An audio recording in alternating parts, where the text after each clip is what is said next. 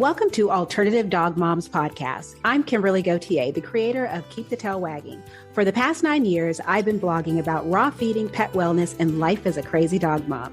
I've seen massive improvements in my dog's health since I started raising my dogs naturally, and I'm passionate about sharing my experience to help other pet parents. I'm Erin Scott. For the past 9 years, I've been researching and learning everything I can about healing cancer, allergies, autoimmune, and mystery illnesses in both my dogs and myself, and I can't wait to share with you everything I've learned on this journey. As the Alternative Dog Moms, we're bringing you all the latest dog health news that we're following and sharing the tips, tricks, and resources we learn along the way. Now, let's get started.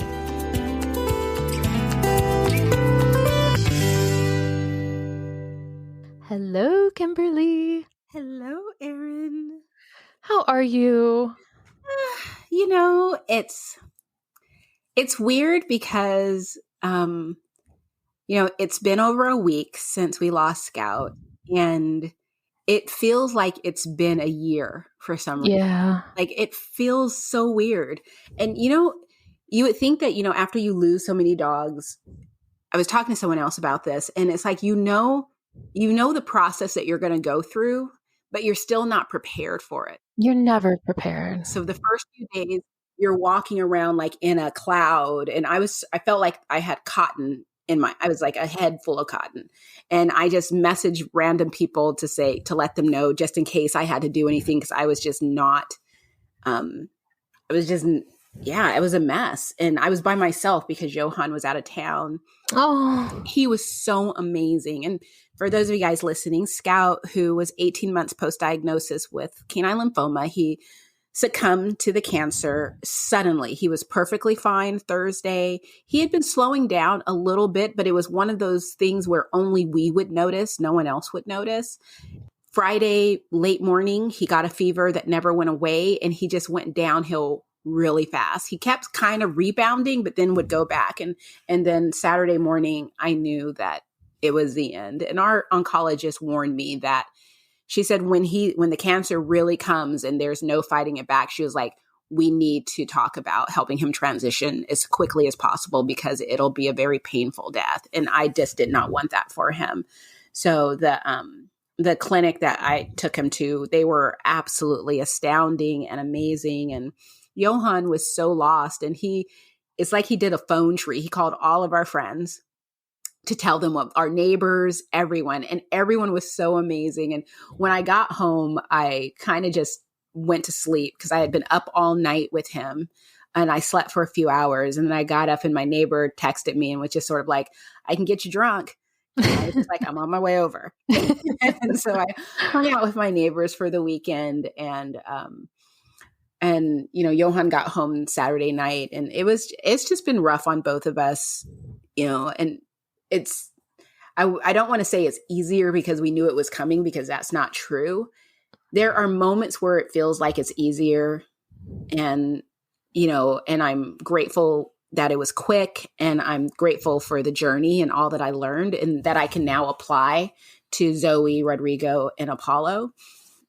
But I'm still reaching for 4 things. I'm still calling for Scout. Just the other night, I was calling for Scout and had to stop myself. So it's still an adjustment. But I think the thing that's most exciting is during this year and a half, I discovered broccoli sprouts. Because of the Forever Dog and talking to Rodney, just not only just this past year and a half, but Rodney is a friend of mine. So we've nerded out on things over the years. And so I spent the past year and a half changing like how I feed my dogs. So the fact that I fast them twice a week, the fact that I feed them within a certain block of time, that their evening meal, I don't feed them anytime past, I think it's like within 2 hours of them going to bed. So the latest I'll feed them is like 6 o'clock at night. And if I don't feed them at 6 o'clock, if something's going on, then they'll get like a liquid dinner, and then they'll just get a bigger meal in the morning. And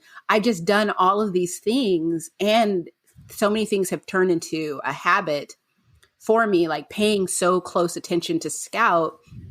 And because you have multiple dogs too, You just adapt to all the dogs. Like if I'm going to do this or Scout, then it's just easier to do it for everyone. So I'm paying attention. I know so much about each of my dogs. It's insane. And I feel sorry for Steven, who's our dog walker and pet sitter, for the time when I do leave town.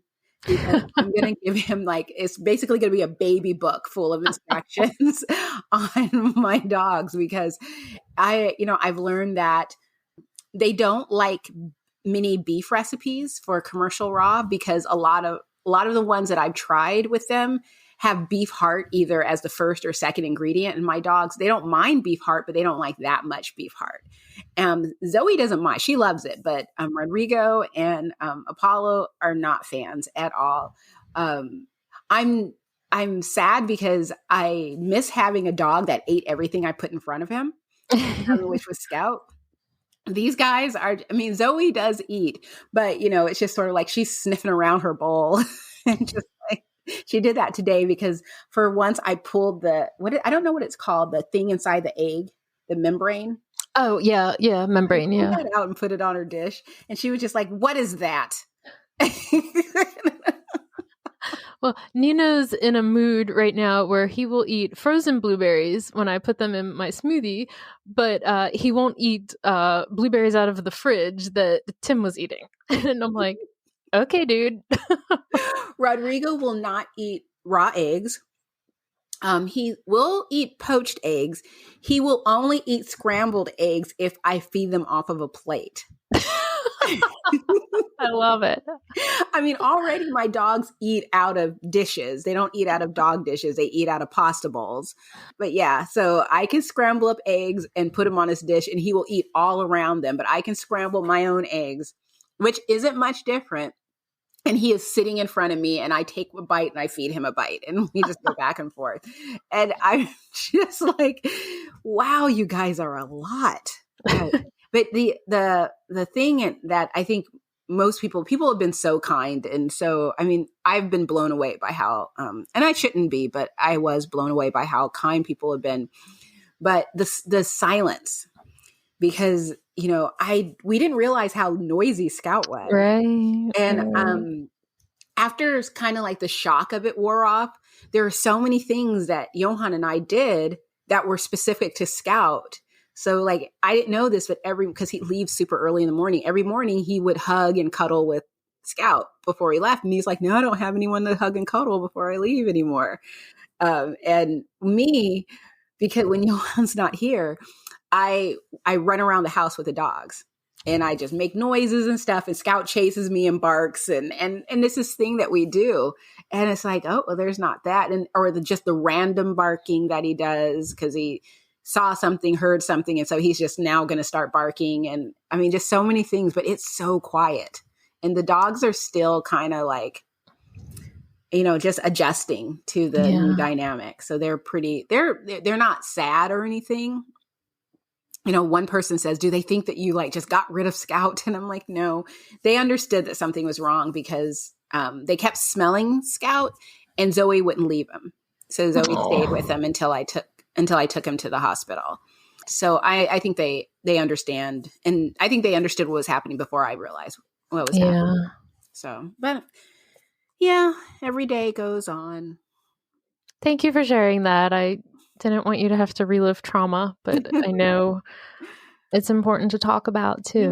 Yeah. It's I'm trying to focus on the fact that I learned so much over this past year and a half when it comes to the fact that I no longer feed cold food to my dog because it creates stagnation in the system, and cancer is a symptom of, or a side effect or whatever of stagnation, or maybe stagnation is or whatever, however you say that. But I, so I warm my dog's food up and, just really relaxing on the supplements, that was probably the biggest surprise is how many supplements Scout was getting on a daily basis because I was just so used to it. But also on the flip side, learning about, your natural dog and talking to Angela Ardolino and having that really great, supplement on hand and just trying new things like that. I can't remember what it's called, but it's an adaptogen. We talked about it in an earlier episode, but learning about, adaptogens and learning, how to properly give CBD oil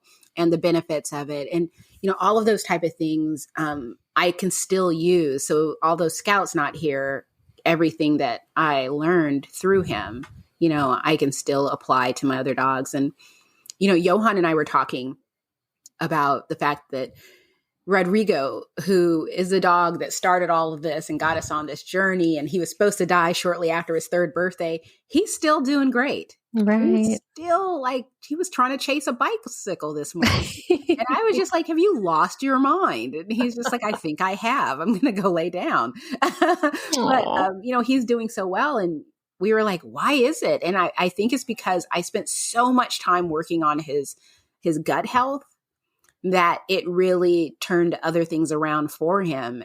But, learning about what, from animal biome and about the impact of probiotics on a dog's native gut bacteria. And I mean, just so many things I can still use. And so I'm grateful for that. I heard a podcast today, and this guy was talking about overcoming things. It was a people podcast, not a dog podcast. And he had been diagnosed with chronic fatigue syndrome. And, the doctor told him oh, you might never get over this. And then he did some research and found somebody, I think it was in London or somewhere in England, where they were having great results. And so he went over there, and 6 months later, he was back to his normal self, felt amazing. And they were saying because you're not average, there's average doctors and people who put in average amount of work, or average amount of research, and then there's people who don't accept that, who go above and beyond. And I was just thinking of all that we do for our dogs, how everybody who's, an alternative dog mom, we're the people who aren't going to accept the average, and we're going to do all the extra things because it does make a difference. Yeah, I think it does. It's been pretty amazing just thinking back of, I decided I was buying my broccoli sprouts, but I don't know if you've checked in the broccoli sprouts recently, but they're $4 or $5 a container. And the container can go, when you have, 4 big dogs, can go pretty quickly. So I'm like, I can do this on my own. I looked it up on YouTube. Okay, what do I need to know? And I made broccoli sprouts. And when people say it's easy, I figure it's one of those, okay, it's easy as in you can do it, but there's probably going to be something that I screw up the first couple times. No. It was easy. I think the only thing that I learned when I was reading up on it was that sometimes if you don't get the right seeds, and it's not so much that the seeds are wrong, they're just probably wrong for you, you can end up getting seeds and nothing happens. So, and that's what I read in a few places. But the seeds I got, I read the reviews on them. Everyone was like, yep, I had no problems. I bought these other seeds. They didn't do it. But these. Okay, where'd you get the seeds? I need to know this. I will send a link to you. I got them off of Amazon. I think the bag is it says Easy Peasy is the brand. Okay, that's what I need. And not only are they easy, but I foolishly thought, I'll do 2 jars and keep 2 jars going. And while 1 jar I'm going through it, the other jar will be growing. My main jar is chock full of broccoli sprouts. And I put them in the fridge thinking, I'll put them in the fridge. That'll stop the growing. Nope. They were still growing. So I reached out to a friend of mine who has a freeze dryer and asked if she would mind, let's see if we can freeze dry these things, because it's I don't want them to go bad. And that's one of the things that, eventually I will get a freeze dryer. And that's what I wanted to do is grow broccoli sprouts and then freeze dry them so that I can just have them all stocked up. So, okay. Once you have the broccoli sprouts, what do you do with them? Can you just is it the thing where you have to break the cell wall? No. Okay. You can just throw them right in the bowl. Doing that when I used to buy, because I thought that you had to do that. And even someone else told me, yeah, that's what I read too. And then everywhere else, when I really started digging into the benefits of broccoli sprouts, which are pretty amazing. And I won't go into too detail. I feel like I should have been prepared for it, because there's this word and I know I can't say the word. Ooh, I know the word you're talking about, Yeah. but I don't know how to say it either. And actually on my blog, when I wrote about it, I think I put like phonetically how to say it, but I don't know right now. But basically they're so good for their natural, whatever this property that is in broccoli sprouts. It's also in broccoli, but it's like 200 times more in the sprouts. And it is a strong anti-inflammatory and strong anti-cancer. Sulforaphane? Sulforaphane, yes. Okay. Because it's like as much, it's the glucoraphanin. I don't know if that's right. And this is a nutrient that turns into sulforaphane as the vegetable, as the sprouts grow. And but then that it goes down as the vegetable grows. It's like not as much. And I think that's why in the Inside Scoop group, they said that like the stem of the broccoli has more of it than the flower. Mm-hmm. First, I was like chopping up the stem. But the broccoli sprouts, that's easy. I can give those to my dogs. So I just take a pinch, like with my fingers, I just take some out and toss it into everyone's meal and mix it around. It does have a taste to it, not a bad taste. I want to say it's kind of a nutty taste. So I start little and build, because just in case one of them is like, I'm not eating that. But I have found that my dogs eat it just fine. They don't have any issues with it. Yeah, Penny and Nino love broccoli stalk. They love cauliflower.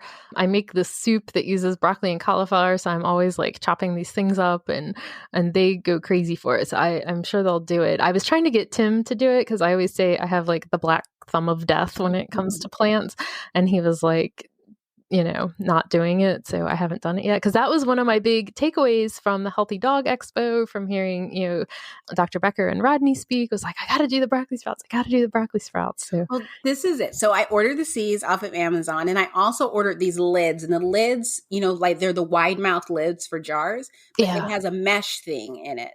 Okay. So basically what I did is I put 3 tablespoons of the seeds in the jar and just put it in the lid. And then I filled water in it. It tells you then you do 6 tablespoons of water, but I'm horrible when it comes to following instructions. So I'm just like, yeah, okay.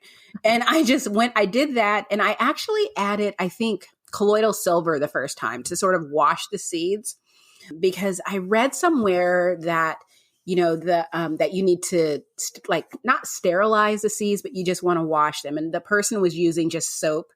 And I was just like, I am horrible when it comes to rinsing things off. So there would be soap all in the broccoli sprouts if I use soap. So I use colloidal silver instead. And I just basically rinsed them, shook it around, poured it out, put more water, shook it around, poured it out. And then I put more water in and just let them sit overnight in the water.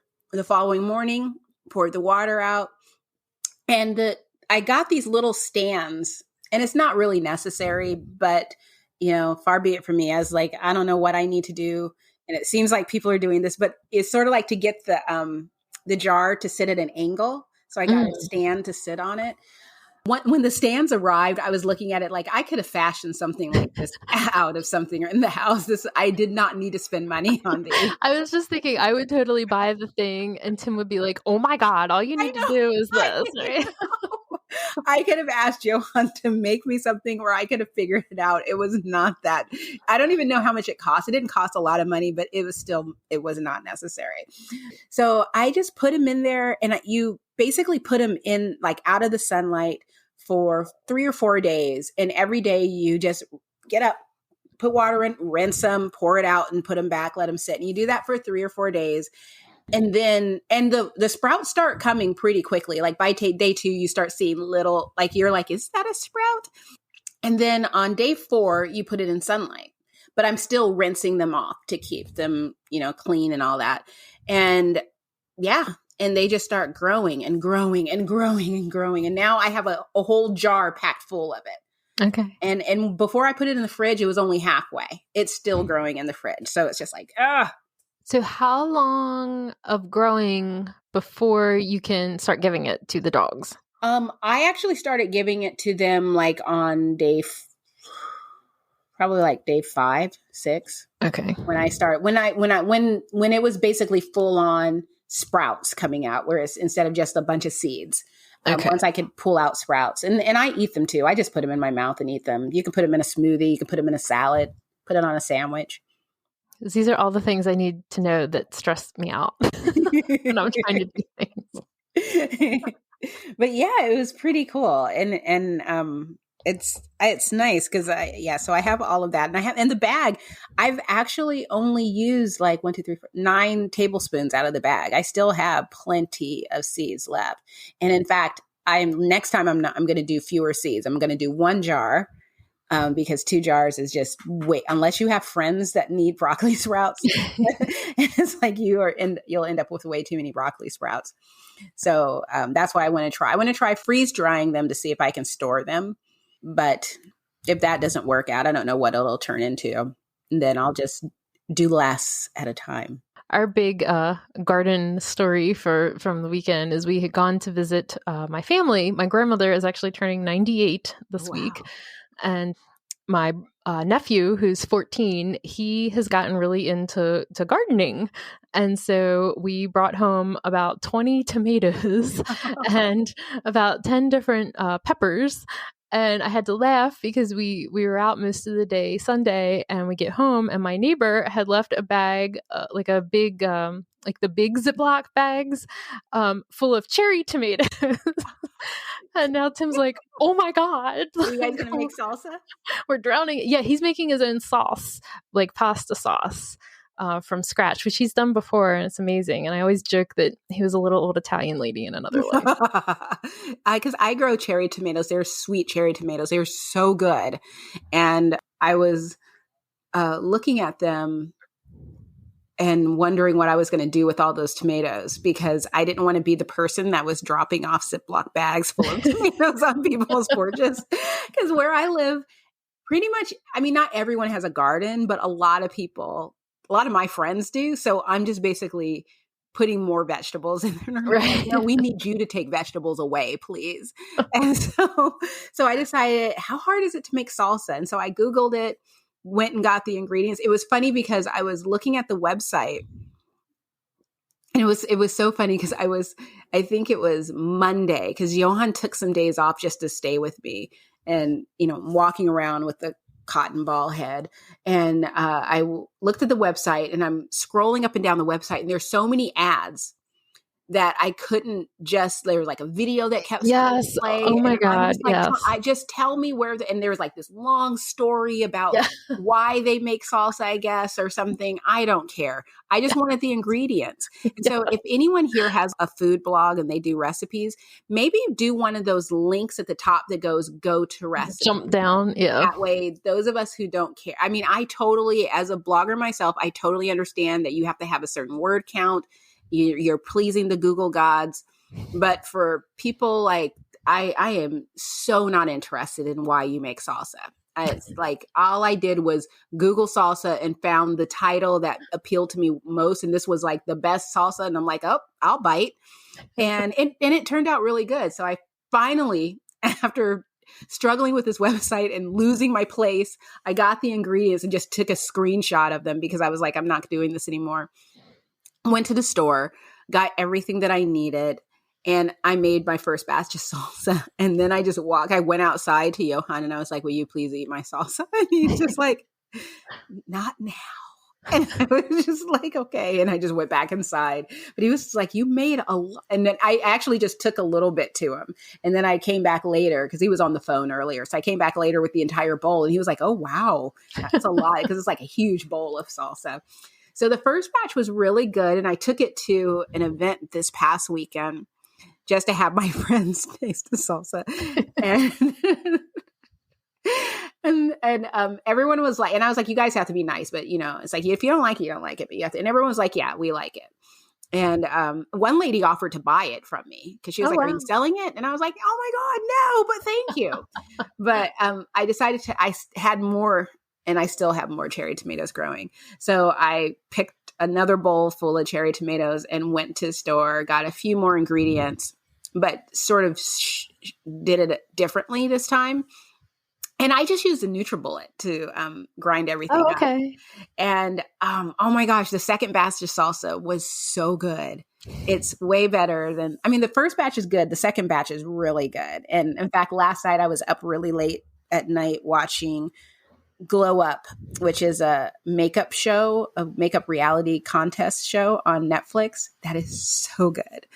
And I just sat there watching that, eating chips and salsa and I will do it again tonight because it's so good. But yeah, I was trying to figure out a way. Usually with vegetables, I try to figure out a way how am I growing this and giving it to my dogs? But I mean, I know some people give their dogs tomatoes, but I'm still in the camp of how many tomatoes do I need to give to my dog for me to see these amazing benefits that everyone's talking about, or say everyone, a few people here and there have spoken about. And I don't know, but I do know that I love salsa. So I made salsa. So we have been doing a keto diet for humans for about the last 2 weeks after Tim got some concerning cholesterol and whatnot results. Did you guys have the keto flu? So it's interesting. I wouldn't call it the keto flu, but there was definitely a couple of days where we were feeling a little bit extra tired. And when I was, Googling about it, because I was Googling about it, it was basically saying that means you're not getting enough fat in your diet yet. You've cut the carbs out, but you're not getting enough of the fat to, to burn off. Okay. So I was like, okay, so there's this thing called fat bombs that you can make. And so, oh my God, we have been buying butter and cream cheese like 3 times a week because we're going through so much. But I'm all about these, they're called like lemonade fat bombs, where you take the cream cheese, butter, like zest of a lemon, juice of a lemon, and maybe like 1 or 2 other things. And then you kind of ball them up and freeze them. Mm-hmm. And so I've been trying to eat like, a couple of them, like 2 of them a day extra or something. And we got Brazil nuts, which the serving size is 3 Brazil nuts a day. Mm-hmm. So between those 2 things, that seemed to prevent us from getting that extra rundown feeling. That's cool. But Tim is an amazing cook, and I wouldn't be able to do this without him. But I do the, have you ever done the bulletproof coffee thing where you mix the butter in the coffee? I have heard of it, though. Shockingly delicious.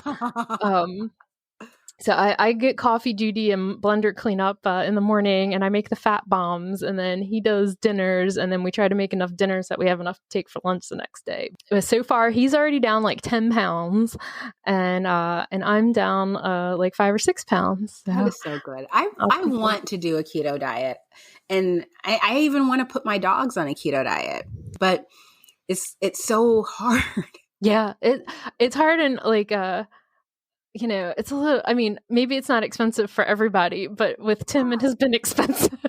That's the other thing is I heard it's expensive. And, and my thing, like with my dogs, I don't want to do the testing because. Oh yeah. We've been, testing, yes, our urine. Yeah.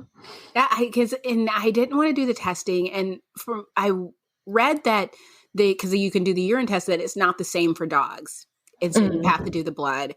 And a friend of mine who does feed a keto diet, she said that she's like, the stress of trying to do the test for some dogs can throw them right out of ketosis. Oh. So it's just sort of like, you might want to she's like, for a lot of dogs, if you feed them raw and you do it like a kind of an intermittent fasting with them and then do fasting days, that during that time, they're going to go in and out of ketosis. And so I'm sort of like, fingers crossed that that's happening. But for myself, it's funny. I remember when people started talking about keto diets, and a coworker, man, he lost so much weight. It was like concerning because it was fast too. You lose weight, and he lost it really quickly. So he's telling me about this diet, and I remember at the time, a lot of people were just like, oh, okay, so you just eat more fat. And he's like, no. No, you don't. And he knew people who were also doing the keto diet and they were gaining weight and they were just sort of like, it's not working. And it was because they were still eating their normal diet, but then eating more fat on top of it. Yes, that is not how any of this works. I mean, the hardest thing is kind of like one of our go-to dinners for, a night when we're in a hurry or whatever, it would be like a fried egg and cheese sandwich and like you can't have any bread. And so now we're like, omelets. Okay. But is it like, because I know it's, it's low carb, moderate protein, high fat. Yeah. So I don't know if like everything has carbs, but I always look at, when we think of carbs, as far as dieting, we do think of chips and bread and stuff like that, but vegetables have carbs. Yeah. And, so it's basically no carb because you're getting carbs in the other food that you're eating. But are there any like fat things that you can't eat? Like, you're not gorging out on cheesecake and ice cream. Yeah, definitely not. I mean, ice cream has a lot of sugar in it from the lactose. So yeah, no, but we freeze the fat bombs so that you get that like creamy, cold thing. So that's been good for the summer. Yeah, like sweet potatoes, sometimes we would do regular potatoes, but we had tried to like switch over to sweet potatoes, but yeah, that's way too much. There was a couple other things too, where Tim was like trying to like make a better choice. And then we got a couple books and it was like, oh, don't eat this, don't eat that. And he's like, oh man, here we were thinking we were doing good and you're still getting too much. But yeah, we got a couple good books that help. I don't really drink a lot of alcohol to begin with, but like he can't drink beer anymore. And so that was like a big one for him. Is there anything alcohol like that? I think it's like whiskey, bourbon. I don't know, like all the stuff I don't really drink, but he had whiskey. So he's like, at least like on a Friday night or something. It's so funny because this is the second time I've said this in the past couple of days, is this is why you need to live here.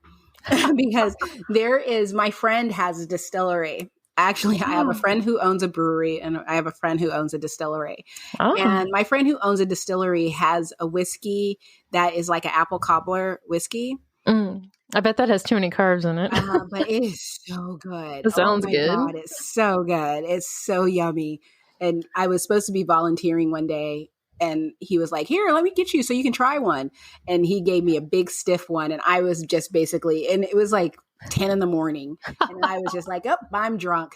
I'm worthless now. So I'm just going to wander around drinking. Oh, what was that show?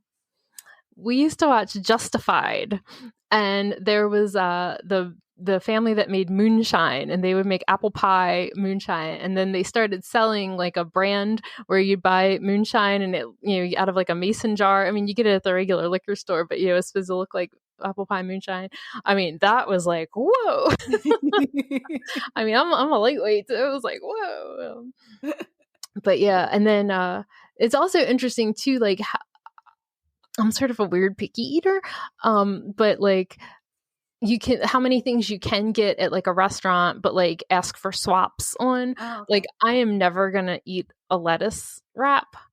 Like I'll just eat the burger without the bread, but I don't want to wrap it in lettuce because I find lettuce gross. But like Tim's like really happy about that. Like, not that we were going out every day and getting cheeseburgers, but like, every once in a while you're in a situation or something and, it's like, oh, you can get the cheeseburger, and most places will just do a lettuce wrap for you or something. So it was very helpful to get like those kinds of ideas. So. Yeah, they're so far so good. That's so cool though. I mean, I love it. I'm actually started following this person on Instagram who I'm having fun doing reels, but now I'm trying to do trendy reels. So, okay. See, I'm so bad at this stuff. Yeah, I know, right? It's so, I'm so tired because it's just like this. Well, that's why I didn't go to SuperZoo. I mean, they sent me an email saying we need you to promote it so many times before you get here, and then here we need you to promote it like so many times each day that you're here, and then we need you to do these videos, and you need to put in, embed our logo into the videos, and you need to. And I was just like, okay, no. It's just like, it's not like you guys are paying for my flight and hotel. I mean, you guys are asking for a full on experience, and I can just call one of my friends and say, can I be an employee for the day? and come to SuperZoo for free and not have to do any of that. But I love that there's like all these people and they're so smart.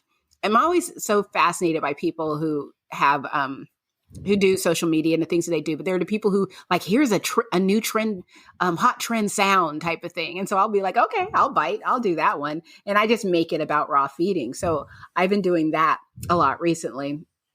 And I did one today about, and I think that I put the question of, when someone asked me if raw feeding has ever made me or my dog sick. And someone commented, I eat a raw food diet and my dog eats a raw food diet and, we're, healthy, blah, blah, blah, blah, blah. And I was just like, do you post about this? And I was like, he was like, yep. And I'm like, okay, following. Cause I know that there's the raw food diet for humans. But is it like a vegan raw diet? I get the impression, no, because I saw a picture of steaks on one of his things. And so I get the impression that he eats a raw diet. And I'm curious to know if this includes raw meat. It's like I've heard of people who are like vegan who won't heat up their food above like a certain temperature because it destroys enzymes. So they call that a raw food diet. But I'm not familiar. Like, I mean, what's that thing? Like, is it like beef carpaccio, I guess? Or I think that's the one where it's kind of like raw beef or something. Yeah, I'm not the one, but wow, I've never heard. I'll have to follow this person too. I know. I'll tag you. I'll tag you. I'll do it now because I'm going to totally forget. I probably won't even be able. Oh yeah, I can. I'm like, I won't even be able to find him because it's not like that's the thing. The other thing about social media is I don't know how to find people. I don't remember things. I just remember, like some funny thing that someone says and stuff. And I'll just be like, oh yeah, this random person. But people will say, well, who? And I'm like, I don't know. Somebody on Instagram. Just like I know people's dogs. Like I can say, well, their dog looks like this. And I think the dog is named this, but I have no idea what the person's name is, what their channel is, unless their channel is named after their dog. I'm horrible about that. So I'm trying to do this, but now it just doesn't want to work. But anyway, so SuperZoo. I do know one of my friends is that I know. Well, Billy's down there, and I know a lot of people who are down at SuperZoo. But I did. Billy is covered in what are these called? Fanny packs. Yes, I love it. That too. I just love that. But I saw a video and it made me so sad because it was empty. Yeah. I've heard that someone told me that it's a lot smaller than it used to be. SuperZoo is usually like, they say it's 50 football fields because it's huge. And you get like 25,000 steps a day and you're still not even walking the entire floor. I mean, I wanted to go to SuperZoo because I wanted to see my friends. I wanted to hang out with the two crazy cat ladies because they always have like this really fun party, but I just couldn't justify all the work they wanted me to do. And I just didn't feel like doing the trip. And there's another conference in the 1st of October in Southern California. And Billy is speaking at it. Dr. Judy Morgan speaking at it. And I was just like, I'd rather go there. So I was talking to Ruby of Real Dog Box, and we're going to get, and a couple other people, we're going to get an Airbnb and we're going to go to that conference and have fun for the weekend. That's the Spaw. Yeah, exactly. That's it. So I'm really excited about that. And I feel like I would get so much more out of that because I'm actually going to come home with some more knowledge. Whereas with SuperZoo, it's just, seeing what's out there. And with the economy the way it is and people not, with SuperZoo being smaller, I wasn't sure if I was really going to see anything that was going to blow my mind. I would probably just see a lot of the same stuff. People do, reveal like new products and things like that. But it wasn't worth an airline ticket and hotel stay for a few days for what I'm going to get.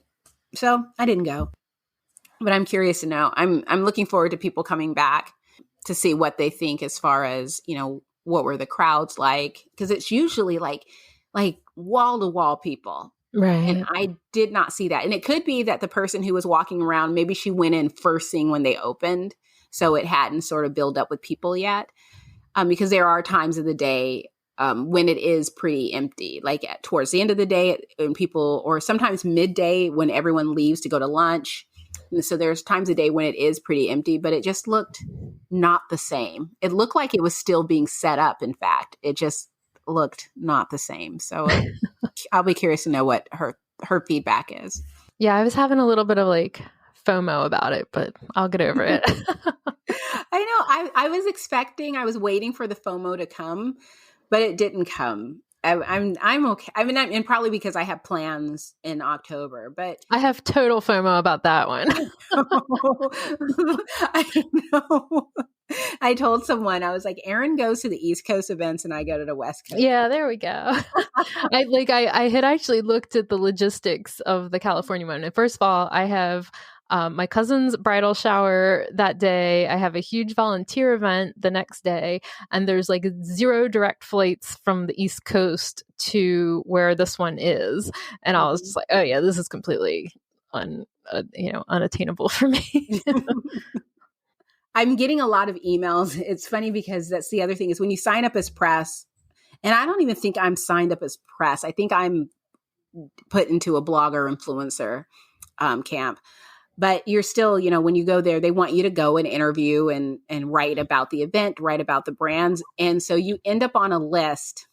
And it's not like there's a list of dog lovers. Maybe there is a list of dog lovers because I think I am getting, it is SuperZoo. So I'm not getting anyone that has reptile stuff sending me an email. Right. So that's nice. So they have that organized, which I appreciate. But most of the emails I get are brands that I would never be interested in talking to. I did feel like, because I got an opportunity to interview Cesar Millan.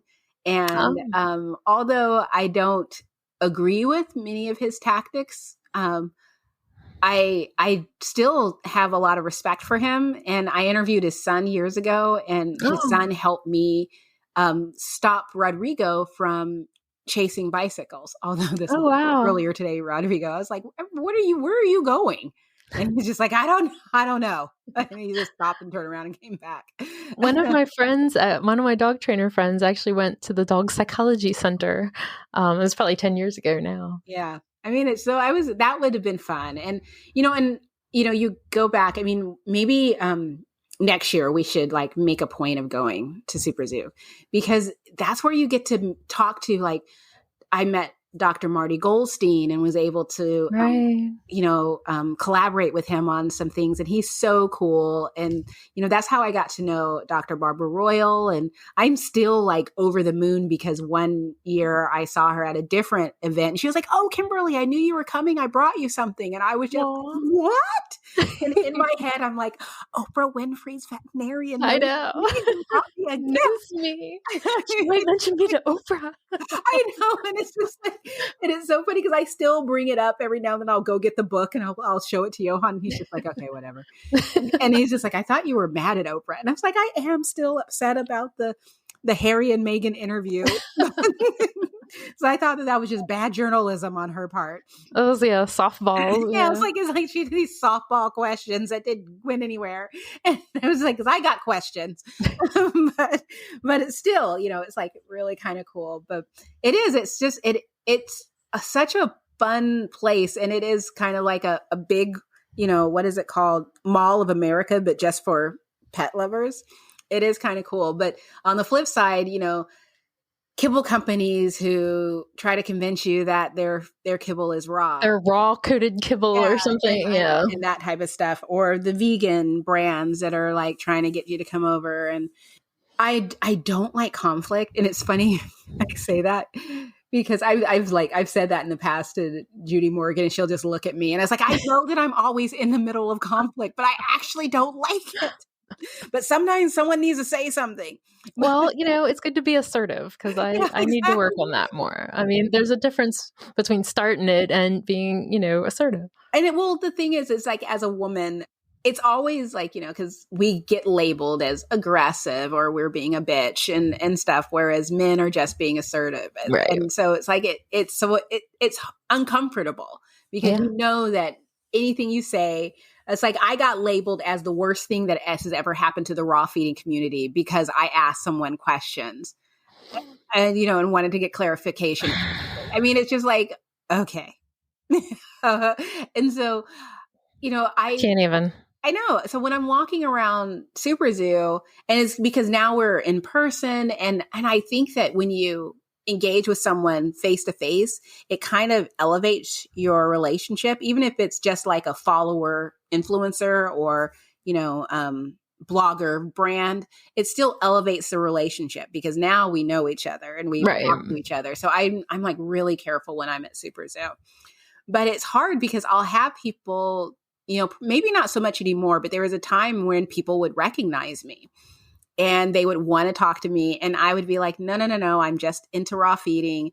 And there was just no, it was hard to politely get my way out of a situation. And I would like use other people as to get away from it. Like if someone else came up and they're like, oh, it looks like they have a question, then I run away. I got to take this call.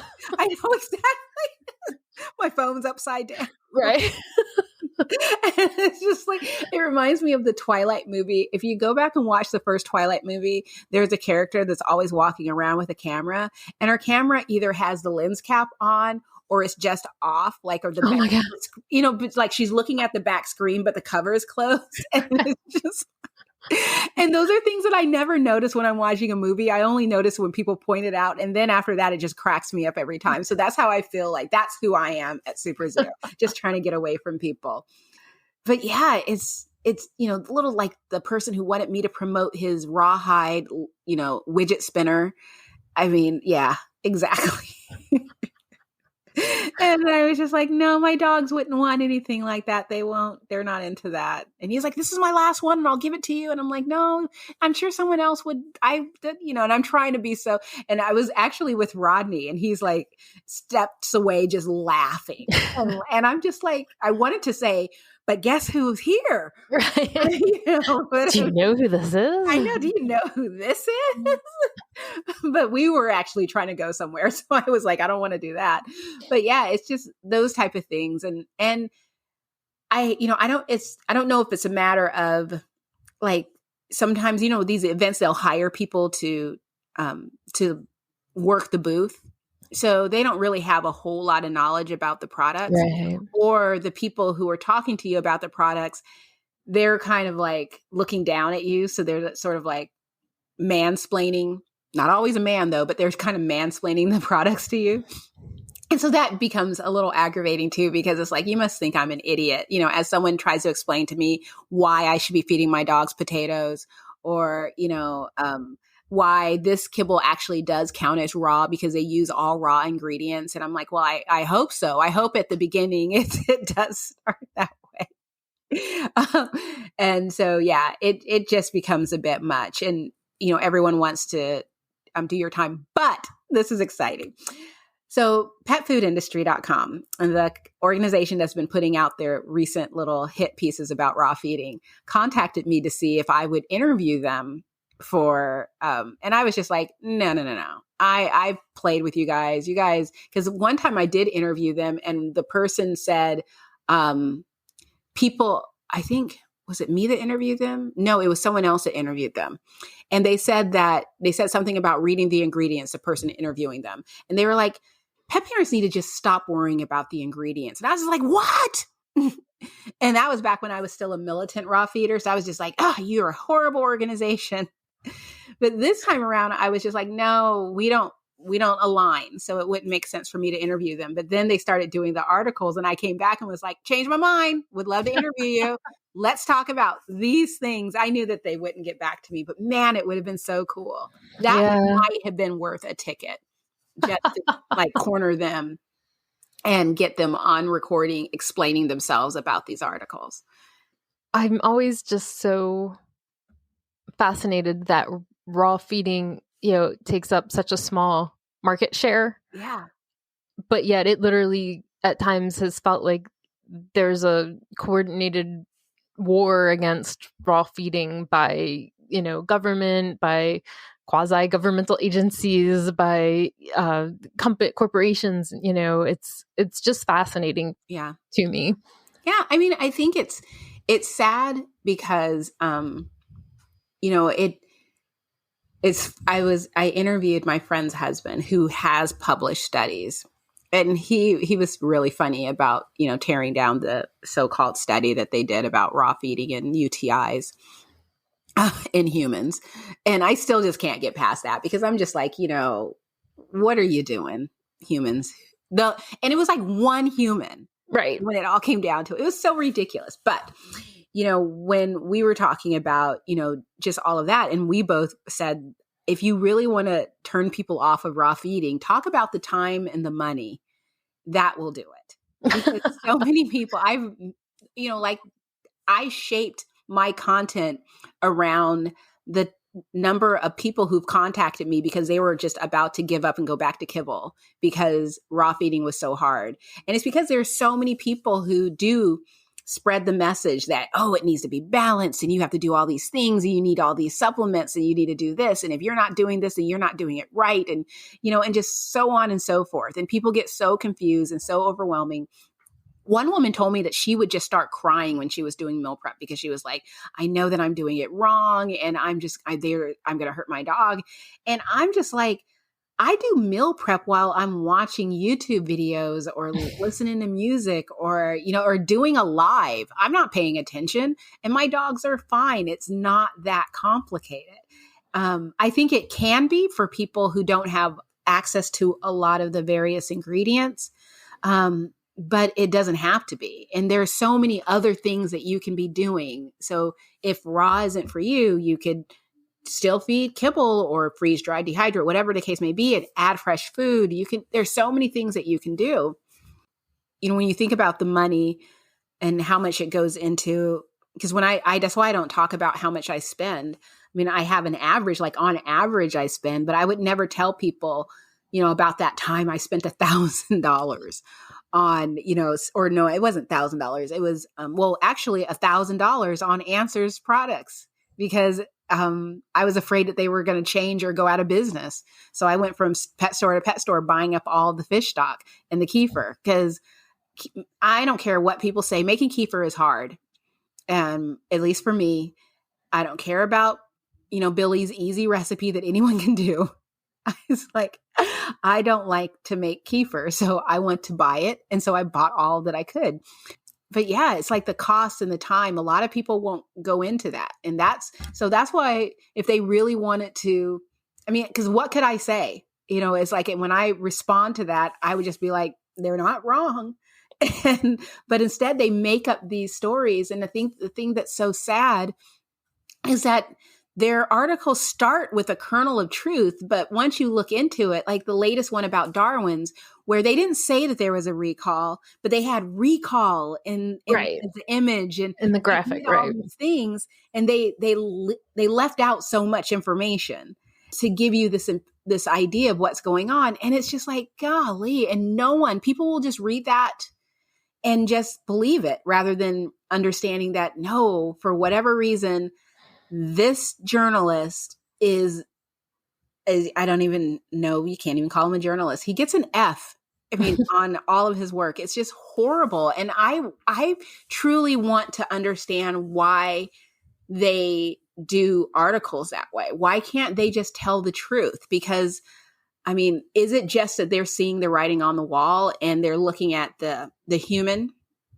industry and the fact that a lot of people are starting to eat better diets, maybe not everyone, but that is a huge, like the fitness industry and the food industry, like they have that HelloFresh and keto and all of these things that are huge and big. When people started wanting to do gluten-free, then all of a sudden we started seeing what cauliflower pizza dough. And so I wonder if what they're looking at is way down the line, this really can impact their bottom line. So I don't even think it's that.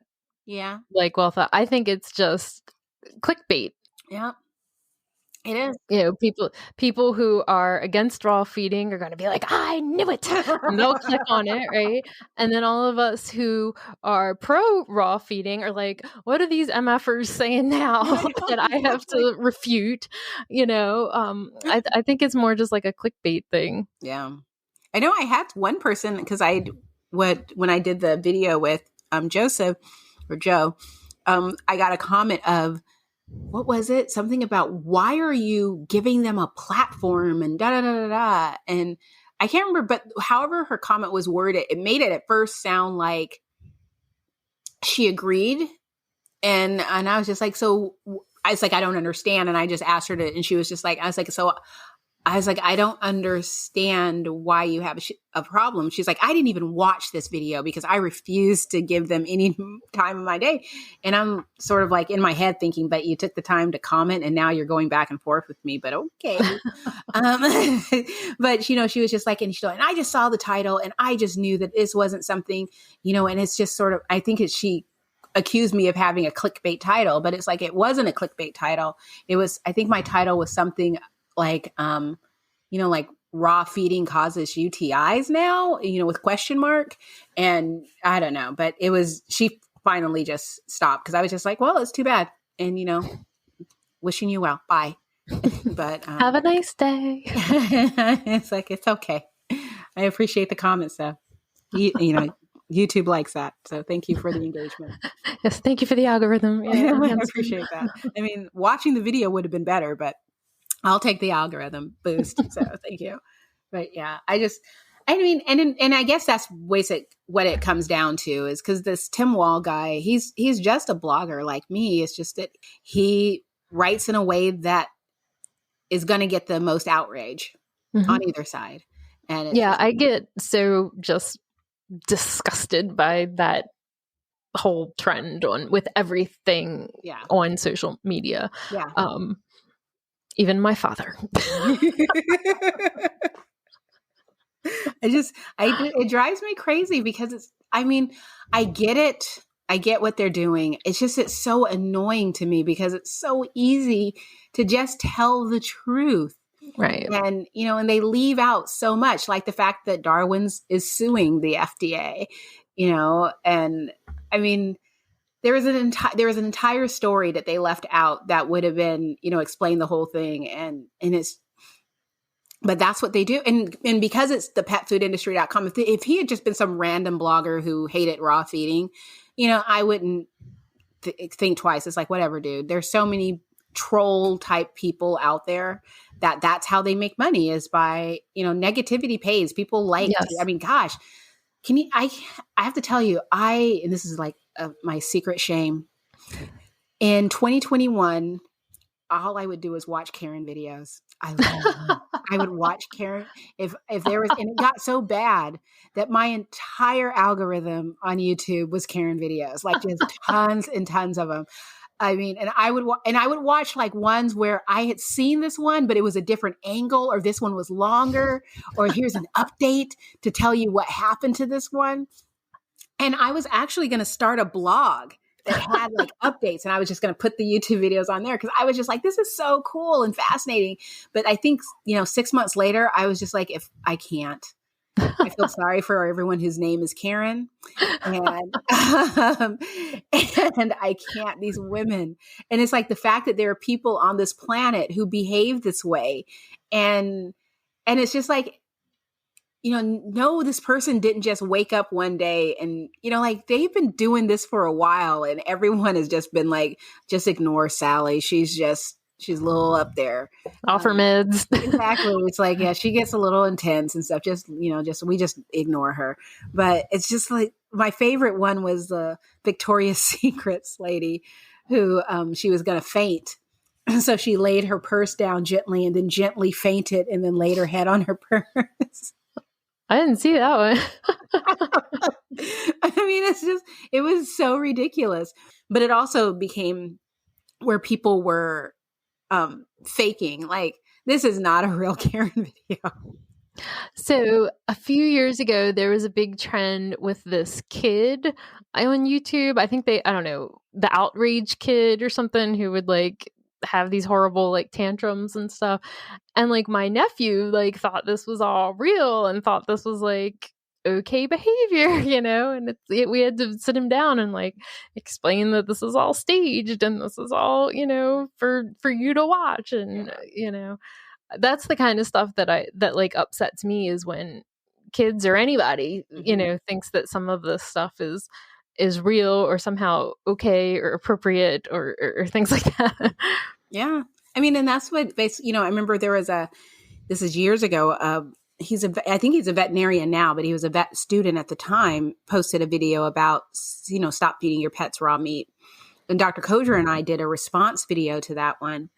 But at the time, people were like, everyone needs to go over and leave a comment and do a dislike, and on that video. And I was just like, no, everyone needs to ignore the video because all you guys are doing, and it got hundreds of comments, hundreds of dislikes and, or thousands of dislikes. And I was just like, all you guys did was pay his tuition for the course. Yep. Because, I mean, he is going, I was like, what you should have done instead was just do a response video. That way, when people, and I was like, and then if you see someone doing a response video, go to their video, leave a comment and do a like. That way, when people are searching for raw feeding, his video shows up, but their video shows up too. But right now, the way you guys are doing it, you're just making sure that his video shows up anytime anyone's looking for raw feeding. And now they're being told not to do it. Right. So, and he's laughing all the way to the bank. Yeah. And I was just like, so knock it off. And I had a friend call me. She's like, so I shouldn't have gone and disliked it. I'm just like, damn it. Just stop it. Aren't you busy?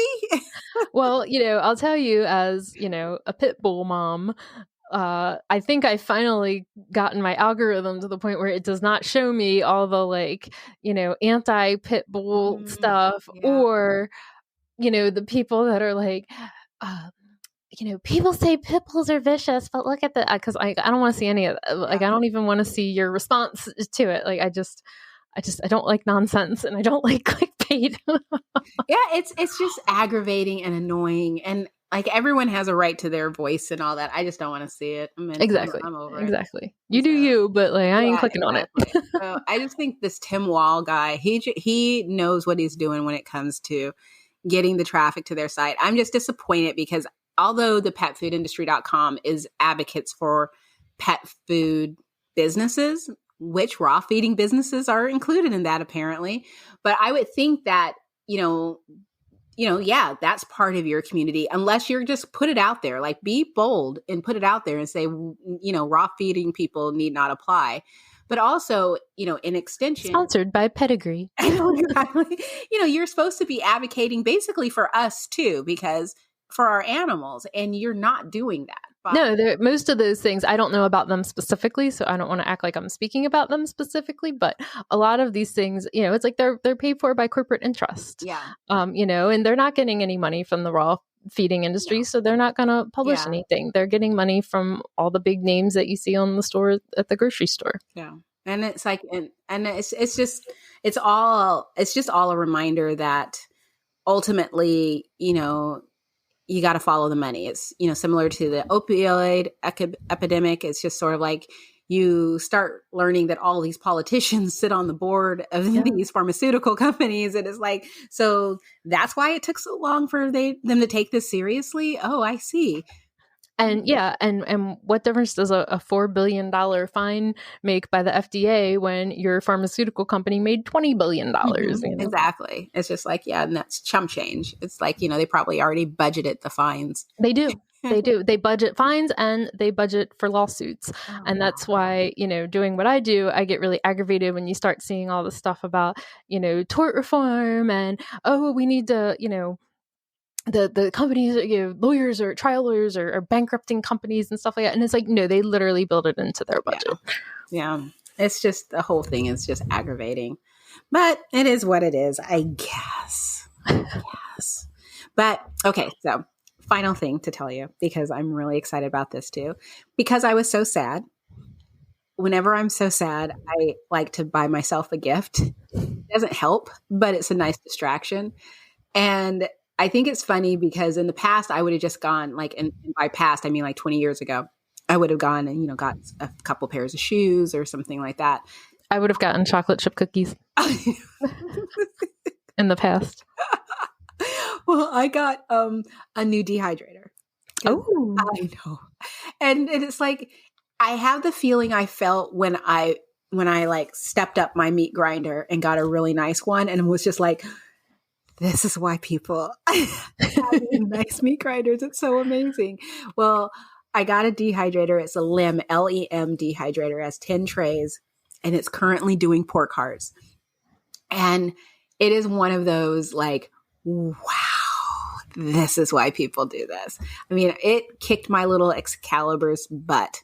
I mean, my Excalibur is now getting dust on it because this LEM is so nice because it has 10 trays, so tons of room.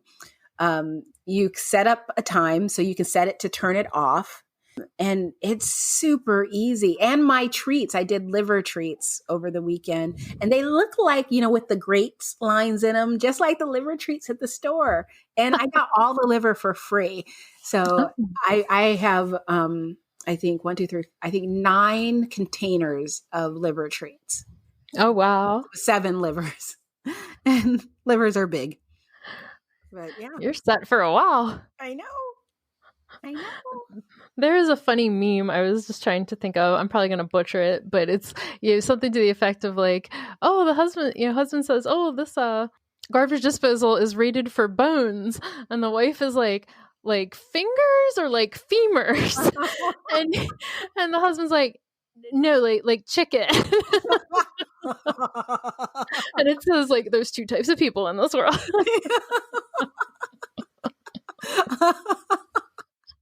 And I was just thinking that raw feeders would appreciate that. I know. Not just us, serial killer podcasters. But no, yeah, it was so. But yeah, I've been making so many treats, and I mean, I've just become obsessed with making dog treats. I still have a lot more to go, but I don't have a space for them. I have a food saver, and to vacuum seal everything. Mm-hmm. But I learned that because my liver, it has sharp edges, it compromises the bag, so it doesn't keep the seal. So, and even though it's not poking a hole in the bag, it's just compromised enough that it won't stay vacuum sealed. So I had to get Rubbermaid containers and just burp all the air out of it, and then put a moisture thing in it, and that's how I'm storing them. So yeah, it's been interesting. So well, enjoy. I know. I'm like, I feel so like what's the word? DIY-y. Yeah. It's so simple and easy. And I'm going to go. Oh, and I bought myself a rolling pin, so I don't have to use a bat to roll my treats out anymore.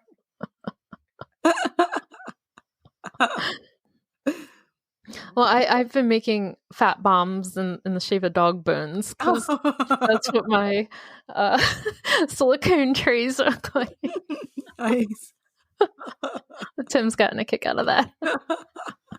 I do have those silicone trays too. I need to look those up and find. I don't know where they are. They're somewhere in the house. Yeah.